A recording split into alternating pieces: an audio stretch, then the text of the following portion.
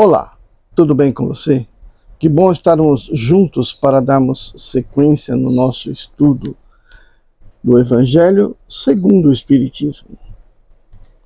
Aqui na forma de Evangelho no Lar. Eu sou o professor Wagner Klein.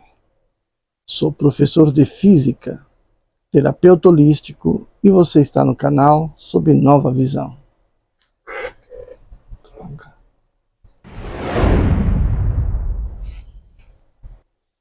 Bem, hoje nós vamos começar o capítulo 5. Bem-aventurados os aflitos. Então começa aqui com uma discussão no item Justiça das Aflições e depois Causas atuais das aflições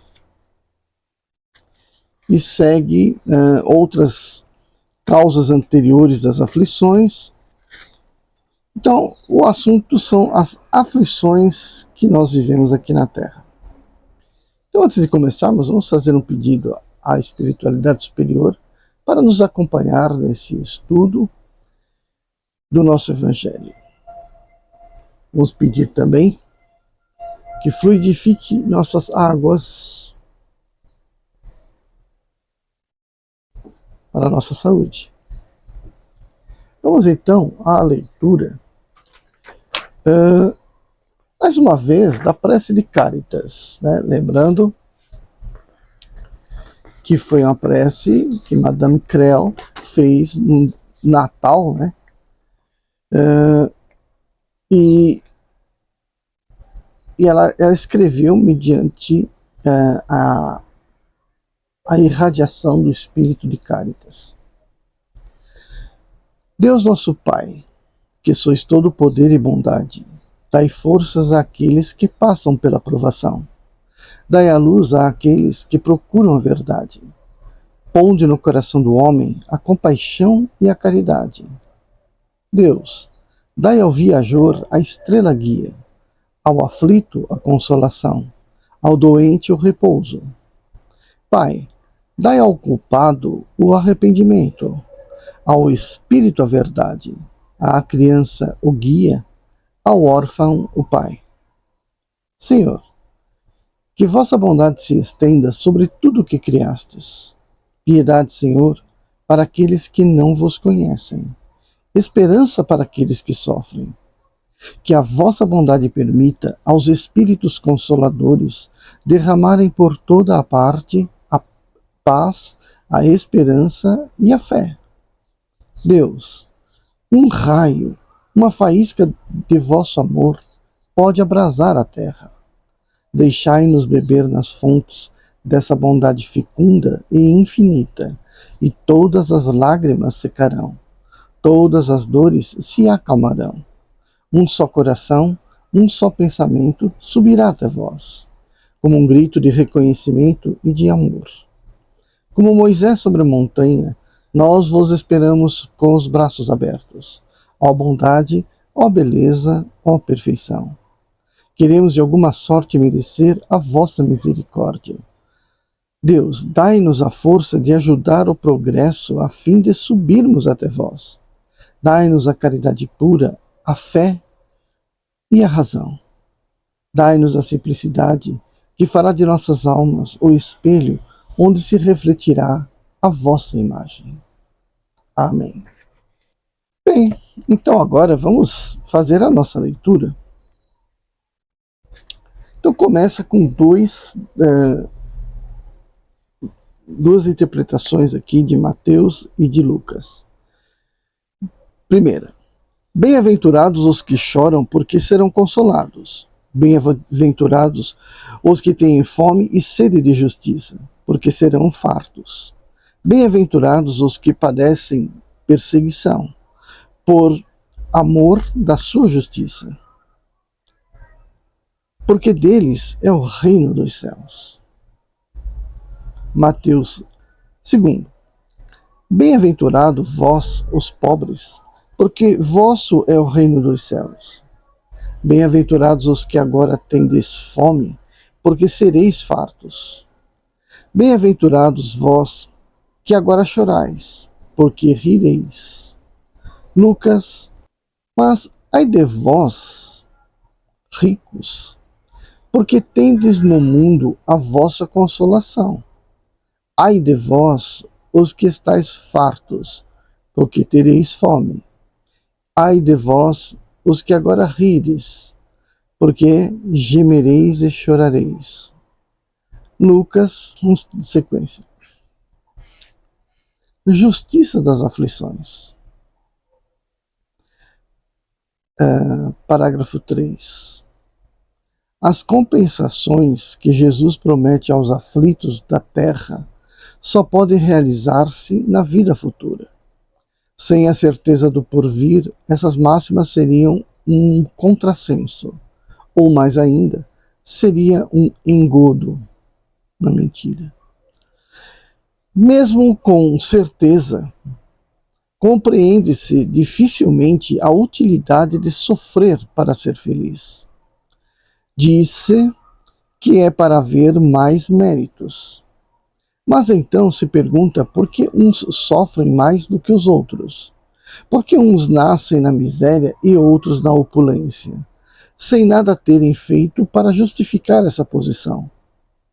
Porque para uns nada dá certo, enquanto para outros tudo parece sorrir. Mas o que ainda mesmo menos se compreende é ver os bens e os males tão desigualmente distribuídos entre o vício e a virtude. Ver homens virtuosos sofrer ao lado de malvados que prosperam. A fé no futuro pode consolar e proporcionar paciência, mas não explica essas anomalias, que parecem desmentir a justiça de Deus. Entretanto, desde que se admite a existência de Deus, não é possível concebê-lo sem suas perfeições infinitas. Ele deve ser todo-poderoso, todo justiça, todo bondade, pois sem isso não seria Deus. Esse Deus é soberanamente justo e bom, não pode agir por capricho ou por parcialidade. As vicissitudes da vida têm, pois, uma causa, e, como Deus é justo, essa causa deve ser justa. Eis do que todos devem compenetrar-se. Deus encaminhou os homens na compreensão dessa causa pelos ensinos de Jesus. E hoje, considerando-os suficientemente maduros para compreendê-la, revela-se por completo através do Espiritismo, ou seja, pela voz dos Espíritos. Então, as palavras de Jesus diziam sempre a contradição. Então, quem vive a alegria, a felicidade, de certa forma mereceu aquilo. Ou aquele que vive na fartura, na opulência, viverá na miséria. E o porquê essa contradição? Porque, como também interpretou Chico Xavier, muito bacana, porque tem aqueles que sofrem e aqueles que se divertem. Então ele diz, uns estão colhendo o que plantaram, outros estão plantando para colher depois. Ou seja, as nossas vidas, que são sucessivas, elas buscam o equilíbrio para que o nosso espírito possa crescer. Então esse equilíbrio se obtém através da causa e efeito. Aquilo que você promove durante a sua vida, você é uma ação que você produziu. Então isso é um karma. E ela vai ter a sua reflexão, a contração, a contrapartida num outro momento da sua vida, que pode ser nessa ou em outra encarnação.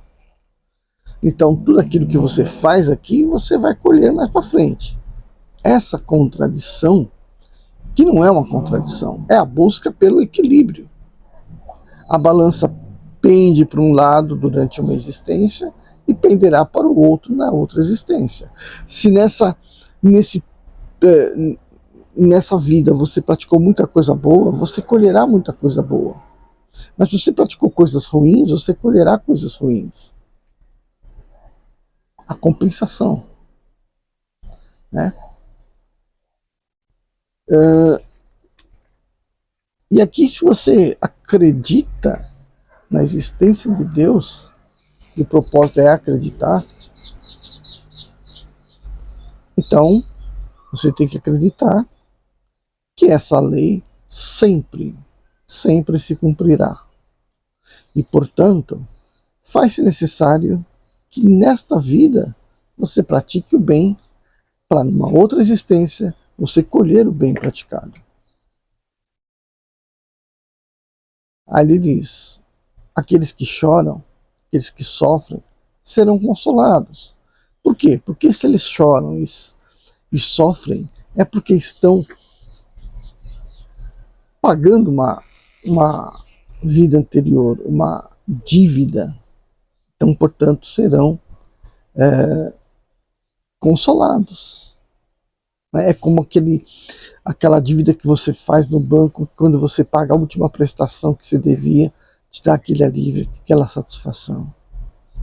Não que contrair a dívida tenha sido mal, né, um mau negócio, mas houve, né, o momento da dívida e houve um momento em que ela foi quitada.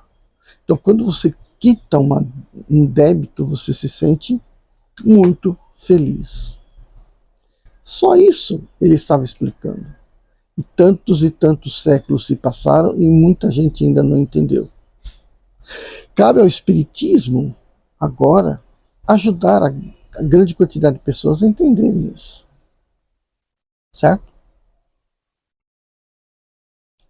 Então, agora, nós vamos agradecer a espiritualidade por nos ter acompanhado nesse estudo, que foi tão gratificante. Vamos beber da nossa água fluidificada. Se você quiser partilhá-la com alguém, com seus gatinhos, seus cachorrinhos, suas plantas, né? Com tudo aquilo que é vivo e que merece uma fortificação.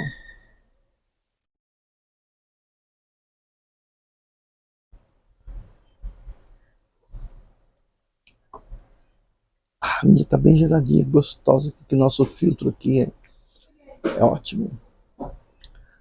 Vejo você então no nosso próximo vídeo. Tchau, tchau.